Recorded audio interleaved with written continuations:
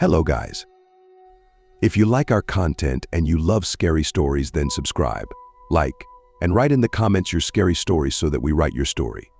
Scary viewing and terrifying sensations to you. The Haunting of Briarwood Asylum, a true story of madness and terror.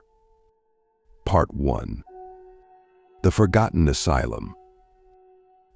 Briarwood Asylum was built in the late 1800s, hidden deep within the dense forests of rural Pennsylvania.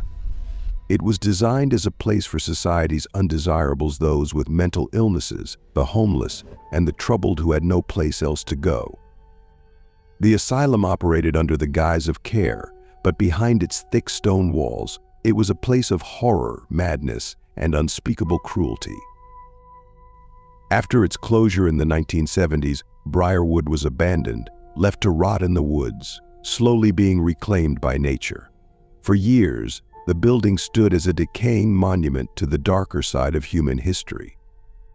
The townspeople whispered about the screams they claimed to hear on quiet nights, the eerie lights that flickered in the long-forgotten halls, and the inexplicable cold that seemed to radiate from the asylum itself.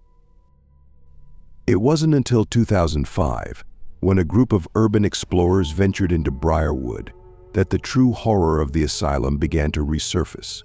Armed with cameras and a thirst for adventure, they thought they would spend a few hours exploring an old building, snapping photos of peeling wallpaper and rusted metal. What they found inside was far more sinister than they could have imagined. As the explorers stepped inside, the air was thick with the smell of mildew and decay, but there was something else, something they couldn't quite place. It was as if the very atmosphere of the building was watching them, waiting for them to make a mistake. One of the explorers, Eric, commented that the air felt wrong, like it was pressing down on them, heavy and suffocating. They continued deeper into the asylum, navigating through narrow hallways lined with empty rooms. Strange, childlike drawings were scratched into the walls, figures with twisted faces, eyes gouged out, and bodies writhing in agony. Each room seemed more unsettling than the last, filled with broken furniture and discarded medical equipment, like time had simply stopped. But it wasn't until they reached the basement that the real terror began. Part 2. The Basement Shadows. The group descended the crumbling staircase into the basement, a place rumored to have housed Briarwood's most dangerous patients. The air grew colder with each step, and the faint sound of something shifting in the darkness made them pause. The explorers flicked on their flashlights, illuminating a long, narrow corridor lined with rusted metal doors. The stench of rot and dampness was overpowering, and the silence was broken only by the sound of their own nervous breathing. Eric, who was leading the group, noticed that the door at the far end of the corridor was slightly ajar. With a mix of curiosity and dread, they slowly approached, the sound of their footsteps echoing ominously. As they reached the door, they saw that it led into a small, windowless room. Inside, there was a single chair in the center of the room, and something was scrawled on the walls in a dark, smeared substance. The word "leave" was written over and over again in frantic, uneven letters.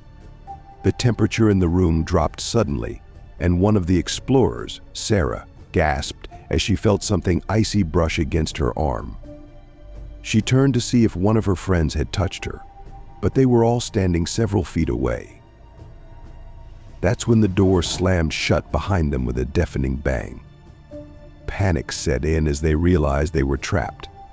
Eric and another explorer, Jake, rushed to the door, trying to force it open, but it wouldn't budge. It was as if someone was holding it closed. The temperature continued to plummet, and Sarah began to cry, clutching her arms as her breath came out in visible puffs in the frigid air. Suddenly, the room was filled with a low, guttural growl coming from the far corner, where the shadows seemed to grow thicker, almost alive. The group backed up, their flashlights flickering, casting erratic beams of light around the room. Something moved in the darkness, something that wasn't human. Part 3.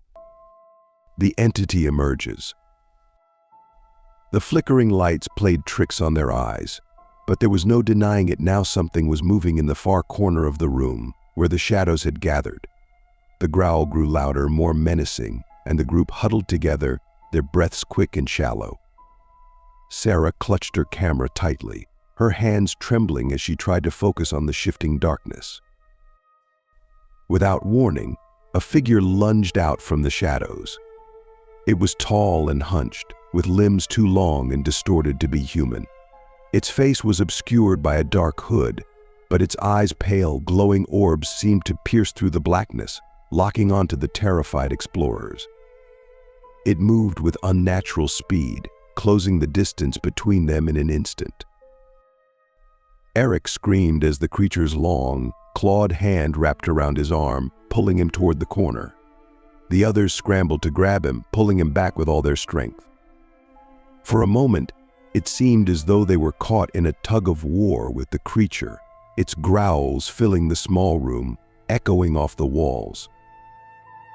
Finally, with one last desperate pull, they freed Eric from its grasp, and the creature retreated back into the shadows. The door to the room swung open with a loud creak, as if whatever had been holding it closed had finally let go. They didn't waste a second, bolting out of the room and back down the hallway, their hearts racing, adrenaline pumping through their veins. As they reached the staircase, Eric stumbled, clutching his arm where the creature had grabbed him. His skin was ice cold to the touch, and a dark bruise was already forming, the shape of a handprint etched into his skin. He muttered something under his breath, barely audible, as they helped him up the stairs. "What did it say?" Sarah asked, her voice shaking. Eric looked at her, his face pale and gaunt. It said, "It's hungry." Part 4. The Mark of the Asylum. By the time the group made it out of the basement, they were barely able to speak, their minds struggling to process what had just happened. Eric's arm throbbed with pain, the bruise growing darker by the minute. But it wasn't just the physical pain that unnerved him, it was the feeling of something still lurking inside the asylum, watching them, waiting. The air outside the asylum was cold and damp, and the sky had darkened to a deep gray. They hurried back to their cars, but as they neared the parking lot, they noticed something strange. The woods that surrounded the asylum, normally filled with the sounds of birds and rustling leaves, were completely silent. Not a single sound broke the eerie stillness. Eric pulled up his sleeve to inspect the bruise on his arm. It had grown even larger, and now there were strange symbols faintly etched into his skin, almost like burns. The others crowded around him, their faces pale as they examined the marks. None of them had ever seen anything like it before, but there was a sinister air about the symbols that filled them with dread. "We need to go," Jake said, his voice low and urgent. "We need to leave now." But as they turned to leave, they heard it again, the growl. It was distant, coming from the direction of the asylum, but it was unmistakable. Whatever had attacked Eric in the basement wasn't done with them yet. The group piled into their cars and sped away, but as they drove down the winding road away from Briarwood, Eric couldn't shake the feeling that something had followed them. He glanced in the rearview mirror, and for just a moment, he thought he saw a figure standing in the middle of the road, its pale eyes glowing in the distance. Part 5. The Stalker at Night. In the days following their terrifying escape from Briarwood Asylum, the group tried to resume their normal lives, but nothing felt normal anymore. It wasn't just the nightmare that had unfolded within those decaying walls, it was the lingering feeling that something had followed them out. Something was still with them. Eric's arm, where the creature had grabbed him, had worsened. The bruise that had first appeared in the shape of a handprint had grown darker and more grotesque. The strange, burnt-looking symbols had spread up his arm, and no amount of ointments or painkillers seemed to help. At night, Eric could feel a burning under his skin, as though something alive was crawling beneath the surface. Worse yet, he began to hear things in the dead of night, whispers, faint growls, and the unmistakable sound of footsteps echoing in his otherwise silent home. The others weren't faring much better. Sarah had become paranoid, constantly looking over her shoulder as if expecting to find something following her. She barely slept, plagued by nightmares of the basement, of that thing in the shadows. Every night, she woke in a cold sweat, her heart pounding, convinced she could hear the same growl they had heard in the asylum, echoing from the darkest corners of her bedroom. Jake, the most skeptical of the group, tried to rationalize everything. He told himself it was stress, that they had spooked themselves. But even he couldn't explain the cold spots that had started appearing in his house, the strange flickering of his lights, or the strange sensation of being watched. More than once, he swore he saw a figure standing at the end of his hallway, just barely visible in the dim light, but when he blinked, it was gone. It was Eric, however, who was suffering the worst. One night, about a week after their return from Briarwood, Eric woke with a start. His entire body was drenched in sweat, and the burning in his arm was more intense than ever. He groaned in pain, clutching his arm as he swung his legs over the side of the bed. But then, as he tried to stand, he froze. The room was unbearably cold, and the air was thick with something he couldn't quite identify, a presence, a feeling of being watched. That's when he heard it. The growl. Low and guttural, coming from the foot of his bed. Eric's heart pounded in his chest as he slowly turned his head. There, standing in the shadows, was the figure he had seen in the basement of Briarwood. Tall, hunched, its pale eyes glowing in the darkness. It didn't move, but its presence was suffocating, the air around it thick with malice. Eric tried to scream, but no sound came out. He stumbled back, his legs tangled in the sheets, and crashed to the floor. The impact jarred him, breaking the paralysis that had gripped him, and in an instant, the figure was gone. But the sense of dread remained. Shaking, Eric grabbed his phone and called Jake, his voice trembling as he told him what had just happened. Jake tried to calm him down, but even over the phone, Eric could sense the fear in his friend's voice. Jake suggested they meet the next morning and discuss what was happening.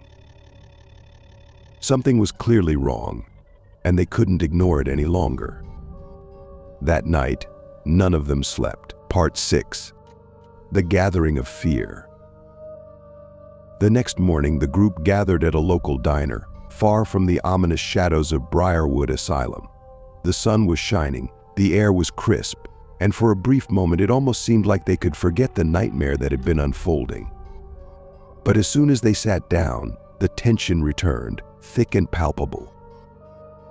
Eric was pale, his eyes bloodshot from lack of sleep. His arm, now covered in bandages, still throbbed with pain. He recounted the events of the previous night, describing the figure that had stood at the foot of his bed. As he spoke, Sarah's hands trembled, and Jake's usually calm demeanor cracked. "You're not the only one," Sarah whispered, her voice barely audible. "I've been hearing it too. Every night. The growl. The footsteps. I feel like it's in the house with me." Jake nodded grimly. "Same here.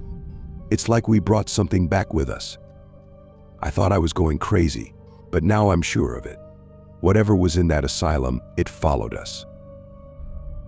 They sat in silence for a moment, the reality of their situation settling in. They had ventured into Briarwood Asylum expecting a thrill, a bit of urban exploration. They had been prepared for creaky floors and eerie vibes, but not for this. Not for the terror that had latched onto them like a parasite, feeding off their fear. "We have to do something," Eric said, his voice desperate. "We can't just wait around for it to, I don't know, kill us."